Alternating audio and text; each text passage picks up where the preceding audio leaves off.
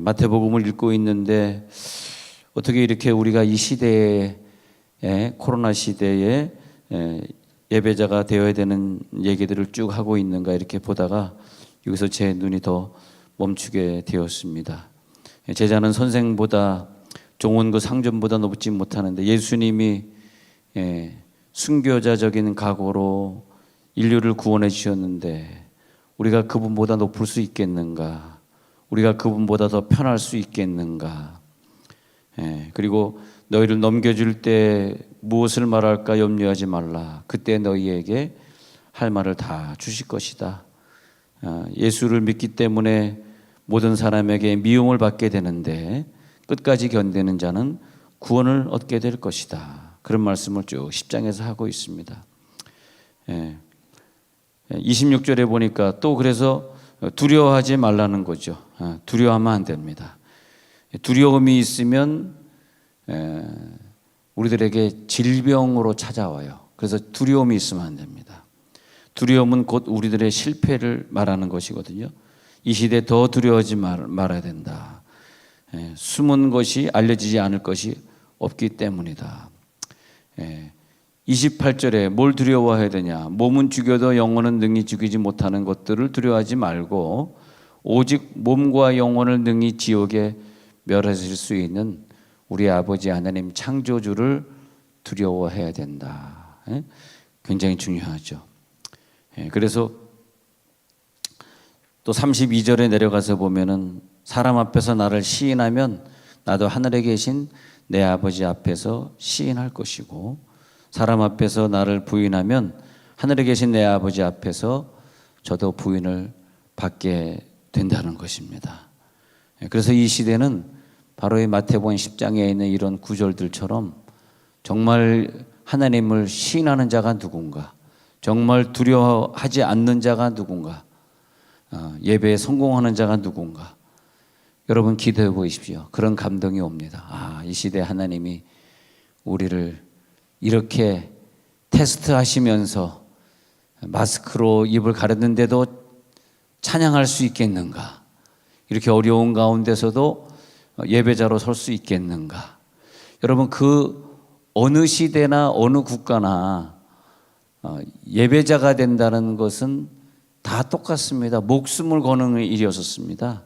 아니 목숨을 걸지 않고 예배자가 되었던 시대가 있었습니까? 그것은 잠시 대한민국에 잠시 최근에 몇십 년 뿐입니다. 그렇잖아요. 독재 시대 때도 여러분 예배할 때 목숨 걸었고요. 그 전에 일제 시대 때 더 목숨 걸었고요. 언제 목숨 걸지 않고 예배한 적이 여러분들의 인생에 몇 년이나 있었어요. 이제 사실 코로나 시대 목숨 건 자만 예배하는 그 시대가 어쩌면 전 세계적으로 정상적인 시대에 들어온 겁니다. 여러분 북한이 목숨 걸지 않고 예배할 수 있어요? 중국에만 가보십시오. 목숨 걸지 않은 자가 교회 다닐 수 있습니까? 다 목숨 걸고 다닙니다. 기독교인만 아주 노골적으로 쫓아다니면서 괴롭히는 나라가 중국이거든요. 동남아에 목숨 걸지 않고 예배할 수 있어요? 어느 나라가 지금 목숨 걸지 않고 예배할 수 있습니까? 또 그런 그 정치적인 핍박뿐만이 아니라 이 물질적인 풍요로움 있잖아요. 그 물질적인 풍요로움이 있는데 그 사람이 뭐 열심히 예배한다? 그것도 목숨 거는 일이죠. 그 물질적인 걸 포기하지 않고서는 예배할 수 없는 거죠. 그래서 예수님이 그 선생 같고 종이고 상정 같지 않다. 그 말이 뭐냐면 내가 이렇게 순교적인 영성으로 예배자가 되었다. 그래서 예수님은 동이 트기 전에 기도하시고 또 사역을 마치시고 기도하시고 밤에 철야로 기도하는 모습을 보여주시고 하나님께 예배하는 것이 얼마나 중요한지를 계속해서 보여주시면서 두려워하면 안 된다. 여러분 우리에게 있는 모든 문제는 두려움에서 왔어요. 두려워하지 않으면 문제가 생기지 않습니다. 그래서 빨리 오늘 이 예배 중에 모든 두려움을 싹 떨쳐버리시기 바랍니다. 두려움이 없어지면서 내 마음의 기쁨인데 그 기쁨은 어디서 오느냐? 예배할 때 오는 거죠. 아니 내가 예배하지 않는데 어떻게 기쁨이 옵니까? 예배자에게 그 기쁨이 오는 거죠. 예배자를 많이 탄생시켰던 전라남도 증도는 정말 한국에서 유명한 섬이 됐다는 거죠. 증도를 천사의 섬이라 말하는데 증도 섬에 작은 무인도를 비롯해서 섬의 숫자를 세 보니까 천사개래요. 1004개가 있더래요. 그래서 야 어떻게 섬이 1004개로 이루어진 섬이냐? 천사의 섬이구나. 증도에는 한 2,000명이 살고 있다고 합니다. 문중경 전도사님을 통해서 거의 100%, 끝까지 교회 안 나가는 사람들 한 10% 빼면은 거의 90%가 복음을 듣고 교회를 다니는 섬이 되었습니다. 문중경 씨는 남편에게 버림받아서 2번이나 자살을 시도했습니다만 또 하나님의 사랑으로 살아나게 됩니다. 남편 사랑 대신에 문중경 여전도사는 예수님의 사랑을 체험하고 그 체험한 사랑을 섬에 있는 가난하고 불쌍한 사람들에게 제가 섬에 부흥회를 많이 갔었는데 요즘은 안 다니지만 예전에 섬에 부흥회를 많이 갔었는데 주로 신안군에 있는 섬들을 많이 갔어요. 신안군. 대한민국에 신안이라는 군이 있는지 또 섬을 모아가지고 군이라고 말하는지는 사실은 잘 몰랐습니다. 지리에서 그걸 배워준 건 아니기 때문에. 근데 부흥회를 가보니까 거기 신안에 있는 섬들, 거기에 신안 출신들이 김대중 씨나 내적 치유하시는 누가 이름 갑자기 하시는 분이나 또 한신교회 담임 목사님 그런 분들이 이제 신안군 출신들인데 가보니까 아 여기가 김대중 씨 고향이구나 알겠더라고요. 근데 그 섬에 가서 부흥회를 하는데 몇 번 했는데 어쩜 그렇게 사람들이 가난하게 사는지 몰라요. 근데 물론 다 그런 건 아니겠지만 처음에 이제 섬에 가게 된 것은 이제 안산제일교회 고은 목사님이 자기가 자란 교회가 저 도초면에 신안군 도초면 무슨 리에 있는 성광교회인데 그 교회에 자기가 매년 부흥회를 갔는데 사실은 교회가 2,000명이 넘게 되면서 내가 부흥회를 거기 갈 수 있는 스케줄이 없으니까 나한테 좀 가달라고. 그래서 이제 섬이라는 데를 배 타고 가보기 시작했어요. 페리어를 타고 목포에서 이렇게 페리어를 40분인가 가니까 도초도가 나오더라고요. 거기 갔더니 이제 안산제일교회 고은 목사님의 누나가 거기서 우체국장의 부인이더라고요. 거기서 우체국장 그러면 굉장히 높은 사람인 것 같아요. 그 부인인데, 그래서 그 다음에 고건사, 고은 목사님의 누나 고건사가 은혜를 받아가지고, 그 다음에 이제 제가 목포에 부흥회 갈 때마다, 목포에 많은 교회를 부흥회를 갔는데, 부흥회 갈 때마다 배 타고 나오는 거예요. 그리고 그냥 사람들에게 알리고 그러면서 그런 시절이 있었는데, 근데 섬에 가보니까, 서울에 살다가 이혼하고 사업 실패한 사람들이 거기 모여 사는 거예요. 거기는 집값이 싸니까. 그리고 여자들이 50, 60 된 여자들이 뭐 먹고 사냐 하니까 좀 이해가 안 되시겠지만 뱀을 잡더라고. 뱀을 잡으면 그게 뱀을 잡아가지고 한 근에 얼마 이래가지고 몇 킬로에 얼마 파는데 이렇게 1킬로 뱀을 잡았는데 그게 2만 원. 그 한 달 수입이 10만 원이 넘는 사람이 없어. 근데 그런 사람 살고 있어요. 야, 어떻게 이렇게 뱀을 잡아? 야, 제가 또 부산에서 또 어디 배를 타고 어디 섬에 부흥회를 갔다가 거기서 이제 부흥회 하다가 어떤 애가 오토바이 타고 다니. 거긴 찻길이 없어서 다 오토바이 타고 다녀요. 마로사이클 타고.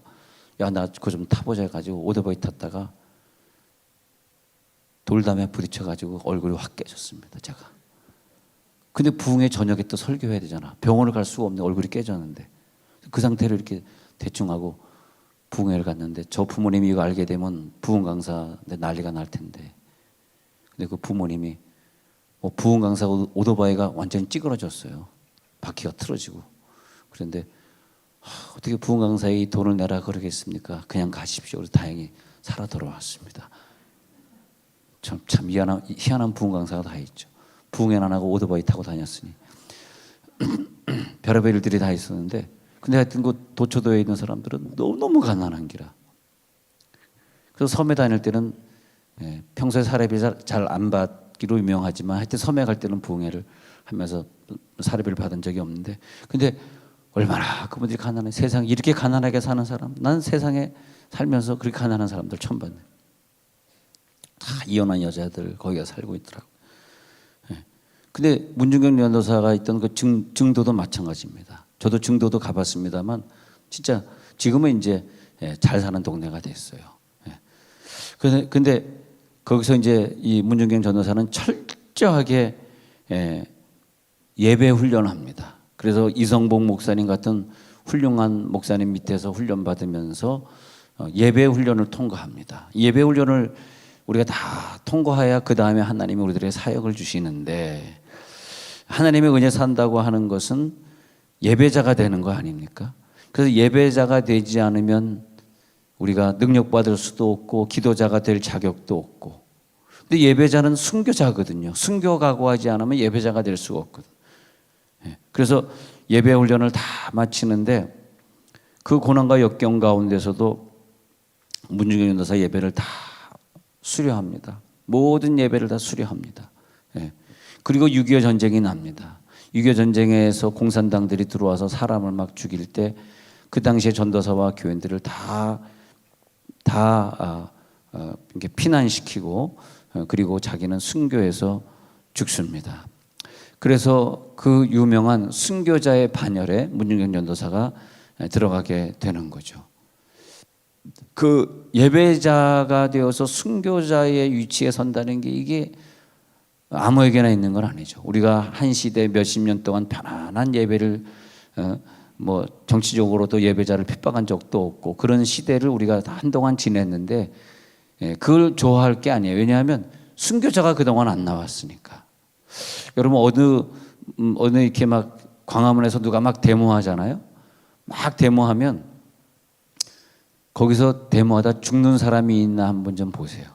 저는 그런 각도에서 봅니다. 그래서 뭐 적폐청산하면서 막 광화문에서 막 수만 명이 모여서 데모하는데 누가 죽더라고. 그 물대포에 맞아 죽더라고. 그랬을 때 저는 텔레비를 보면서 피가 흘렸네. 피가 흘렸네. 이 피가 흘린다라고 하는 것은 이제 모든 것의 기도응답이다 이런 뜻이거든요. 누가 죽었네. 딱 그 사람이 죽으면서 확 막 일어나가지고 뭐 적폐청산을 막 정리하고 막 그러지 않습니까? 정광훈 목사님이 광화문에서 막 데모하는데 아무도 안 죽더라고요. 아무도 안 죽었네. 나는 뭐 무슨 편이 아니라 그냥 죽는 사람만 보는 거야. 누가 죽었네, 안 죽었네. 근데 어느 시대나 말이야, 순교의 피가 흐르면 그 사람이 하던 일들이 응답이 됩니다. 민주주의는 많은 사람들이 피를 흘려서 생긴 거예요. 홍콩이요? 피 흘리는 사람이 너무 적어요. 그래서 민주주의가 안 되는 거죠. 그걸 우리 봐야 됩니다. 기독교, 한국의 기독교요? 그냥 생긴 예배가 아니에요. 우리가 드리는 예배, 그 소홀히 생각하지 마십시오. 수많은 순교자가 대한민국에서 엄청나게 나왔습니다. 많이 죽었습니다. 특히 6.25 사변 때 제일 많이 죽은 사람들이 기독교인들이에요. 기독교인들. 만약에 그럴 일이 없겠지만 만약에 공산화가 되어서 요즘 그 대학생들 만나보면 이런 얘기 들으면 제 말을 믿지 않겠습니다만 우리나라가 공산화가 됐으면 좋겠다고 얘기해요. 왜냐하면 자기네들은 열심히 일을 하고 노력해도 아파트 한 채 살 수도 없고 그러니까 좀 자꾸 무슨 화폐 개혁하자 무슨 이런 얘기를 어른들이 서서를 하고 있잖아요. 그런 걸 요즘 대학교 1, 2학년생하고 대화해 보세요. 제 말에 틀리나 맞나. 깜짝 놀랐습니다. 저희 대학교 후배들을 만나서 이렇게 설교하는데 제 말을 이렇게 잘 이해를 못 하더라고. 평준화되면 좋은 거지 왜 싫습니까? 땅 다시 다 뺏어가지고 이렇게 하면 되죠. 이런 생각들 속에 이 대학교 다니는 애들이 그런 생각 속에 살고 있어요. 다 있는 사람 뺏어가지고 없는 사람 주자는 이 원리가 공산주의거든요. 그래서 이 시대는 근데 이제 물론 북한 같은 공산화는 안 되겠습니다만 만약에 그런 공산화가 된다고 만약에 가정했을 때 제일 먼저 죽는 사람들이 여러분들입니다. 기독교인부터 죽는 어느 나라나 나쁜 사람들이 정권을 잡으면 제일 1순위가 기독교인들이에요. 캄보디아도 그랬고요. 베트남도 그랬고요. 그래서 기독교인을 싹 피를 말리는 거죠. 그래서 우리 6.25 사변 때 제일 많이 죽은 사람들이 기독교인들이거든. 북한에서도 죽었고 남한에서도 죽었고. 그때 뭐냐 하면 피 흘리는 사건들이 많이 나왔습니다. 수많은 사람. 그 위에 한국교회가 세워졌기 때문에 대한민국 교회는 세계에서 제일 열심히 있는 생명 있는 예배가 되고 있는 거예요. 할렐루야. 우리의 예배가 그냥 세워진 게 아니에요. 누군가의 피에 의해서 세워진 거예요.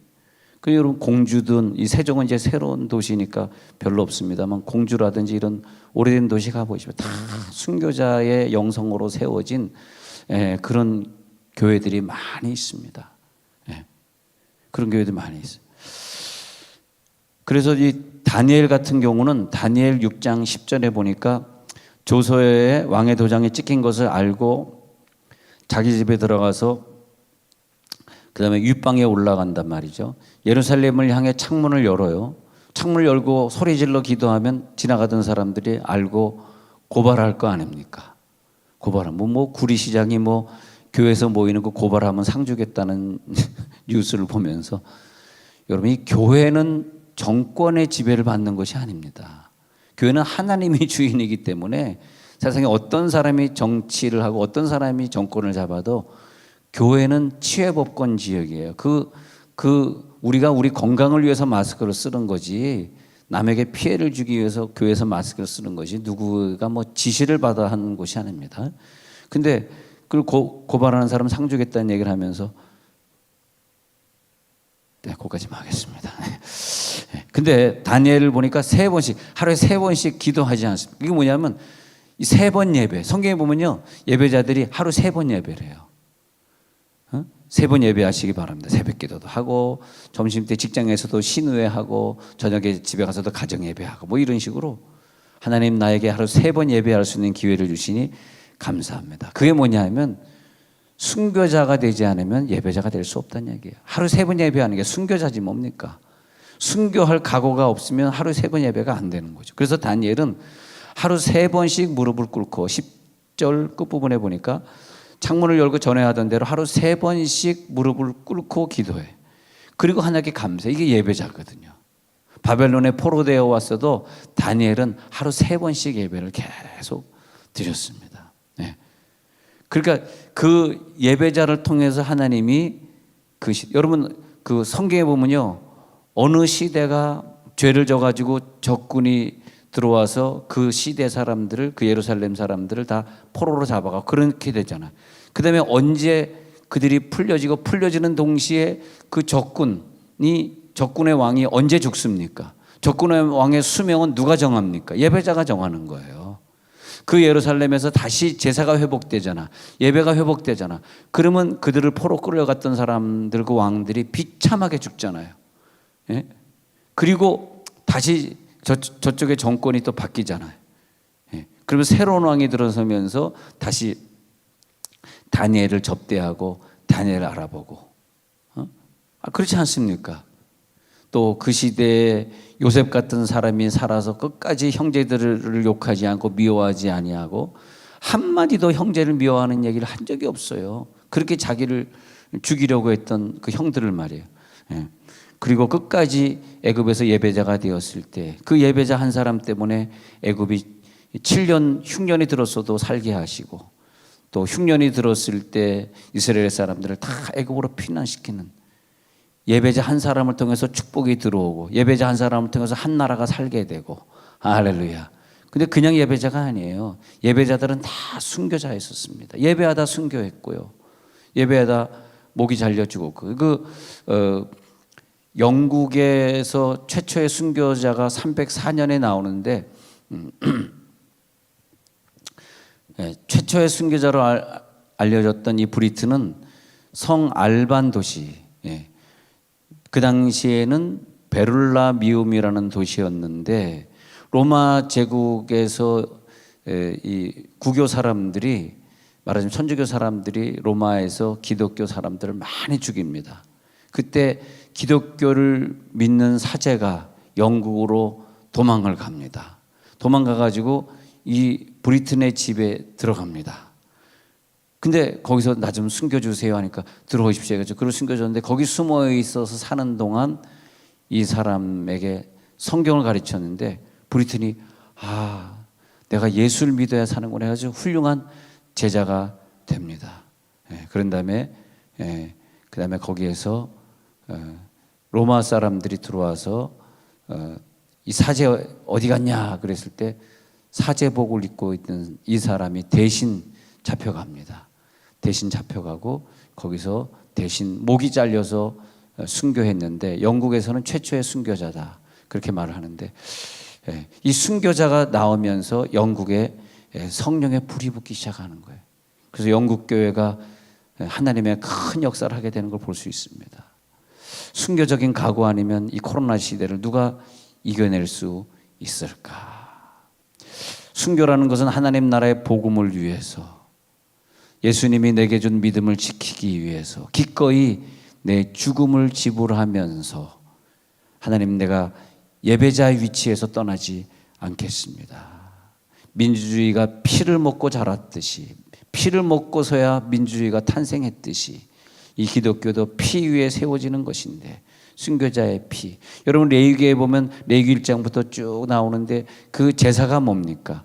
제사는 내가 어떤 죄를 지었을 때 레위기 1장에 보면 내가 죄를 지면 자기가 키우던 소 중에서 한 마리를 가지고 와서 그래서 제사장 앞에서 안수를 하고 그리고 죽인 다음에 각을 떠서 피를 내서 바치라 그러잖아요. 그것이 내 자신이잖아요. 나 대신 얘가 죽는 거잖아요. 이것이 속죄 제사란 말이에요. 그것이 예배입니다. 여러분 예배는 내가 죽는 거예요. 내가 죽지 않은 사람은 하나님 앞에 예배자로 인정받을 수가 없는 겁니다. 내가 죽지 않고 내 생각대로 오늘 예배해 말해. 오늘 쉬지 말지. 이건 내가 살아있는 자. 죽은 자를 로마서 6장에 가서 보니까 그렇게 말하고 있습니다. 죽은 자는 로마서 6장에 가셔서 3절 한번 볼게요. 로마서 6장 3절. 무릇 그리스도 예수와 합하여 세례를 받은 우리는 그의 죽으심과 합하여 세례를 받은 줄을 알지 못하느냐. 여러분 세례자가 되었다 했을 때 나는 죽었습니다. 그런 거죠. 나는 죽었어. 할렐루야. 죽은 자들은 아멘 하시기 바랍니다. 나는 죽은 자 아닙니까? 죽은 자가 뭐가 말이 많고 생각이 그렇게 많아요. 아직 살아있는 거죠. 예배자가 안 된 것은 아직 살아있는 것이고 살아있다라는 것은 뭐예요? 글쎄 천국 갈 수 있을까? 천국 갈 수 있을까? 그런 걱정이 돼요. 나는 그렇게 생각해. 죄송하지만 천국 못 갈 것 같아요. 저를 욕하지 마십시오. 나 그냥 내 감동이 오는데 천국 못 갈 것 같아요. 천국은 그게 아닙니다. 천국은 죽은 자가 가는 곳이에요. 이미 이 땅에서 천국 간 자가 가는 것. 죽고 천국 간 자. 그래서 우리는 그의 죽으심과 합하여 세례 받은 줄 알지 못하느냐. 그러므로 우리가 그의 죽으심과 합하여 세례를 받음으로 그와 함께 장사되었나니. 이미 장사되었어요. 그를 죽은 자가 살리신과 같이 또한 새 생명 가운데서 행하게 하려 하심이라. 새 생명 가운데. 새 생명 가운데 행하죠. 그렇기 때문에 다시 예수님이 하신 말씀을 기억해 보면 몸은 죽일 수 있지만 영혼은 능히 죽이지 못하는 하나님을 두려워해야지 왜 세상의 전염병이나 세상의 사람을 두려워하느냐. 오직 몸과 영혼을 능히 지옥에 멸하실 수 있는 그 하나님을 두려워하시기 바랍니다. 하나님의 역사가 있습니다. 그래서 제자들을 파송하시면서 마태복음 10장에서 제자들을 파송하시면서 이제 너희들을 이제 이리대로 보내는 것 같은데 박해를 각오해야 돼. 그렇지만 두려워하지 마. 너희들은 복음 전하다가 순교당할 거야. 두려워하지 마. 성령이 하실 말씀을 너희들에게 주실 거야. 걱정할 거 없어. 그런 거죠. 그래서 예수 그리스도와 함께 십자가에서 죽었고 거듭난 생명의 사람들이 모인 곳이 사실은 예배자. 어떻게 보면 어느 나라에 가서 보면은 중국이나 이런 나라만 가서 보면 이렇게 봤을 때 제가 볼 때 제가 어떤 그 대련에 가서 어떤 집회를 인도하는데 한 명도 구원받지 않은 사람이 없더라고요. 새벽부터 저녁까지 하루 종일 집회하는데 시골 사람들은 무지무지 가난합니다. 여러분 이해가 안 되지만 옥수수 외에 먹을 것이 없어요.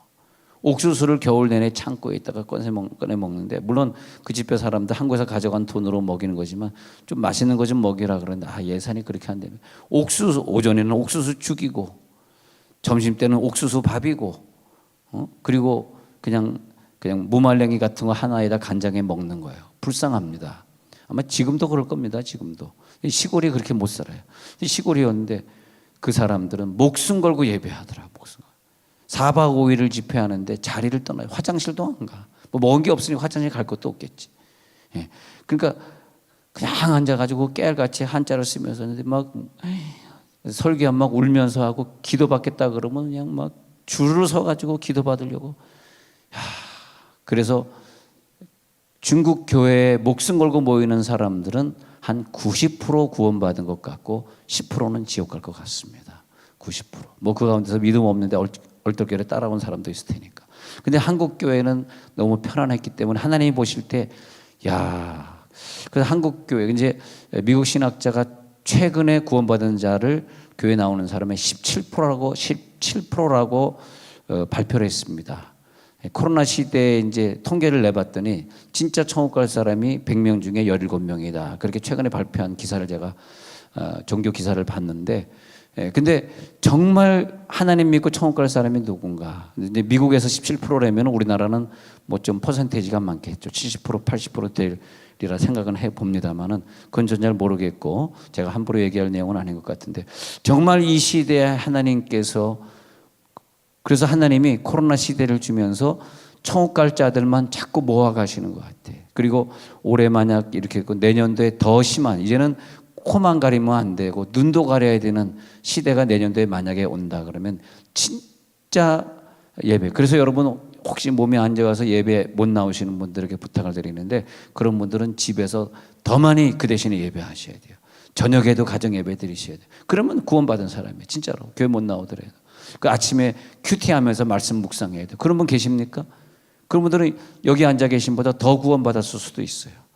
왜? 목숨 걸고 예배하니까. 직장에 가서도 제가 국세청 예배 화요일마다 인도하라고 하는데 그 신우회 회원들 큰 목숨 걸고 와서 마스크 쓰고 예배 드리더라고. 그러니까 여러분 신우회 회원들이 있기 때문에 하나님이 우리나라의 세금을 잘 걷어서 또 이제 빚을 잘 갚게 될 줄로 믿는다고, 여러분들이 꼭 이 국세청을 위해 기도해 달라고. 전 직원이 몇 명인지는 모르겠습니다만 한 1만 명 됩니까? 그분들을 위해 꼭 기도해 달라고. 뭐 국세청이 뭐 세종에만 있는 게 아니니까 뭐 서울에도 있고 부산에도 있을 거 아닙니까? 다 합치면 1만 명 되겠죠. 내가 숫자는 잘 모르겠는데 그 직원들을 위해서 꼭 기도해줘서 우리나라가 빚진 나라가 아니라 잘 사는 나라가 되도록 계속 화요일마다 기도하는데, 방금 그 예배 안 드려도 되는 그 순간에 나와서 예배 드리는 자들, 오늘 거듭난 생명을 가진 자들은 하나님을 더 두려워하는 예배자로, 순교자로 서시기 바랍니다.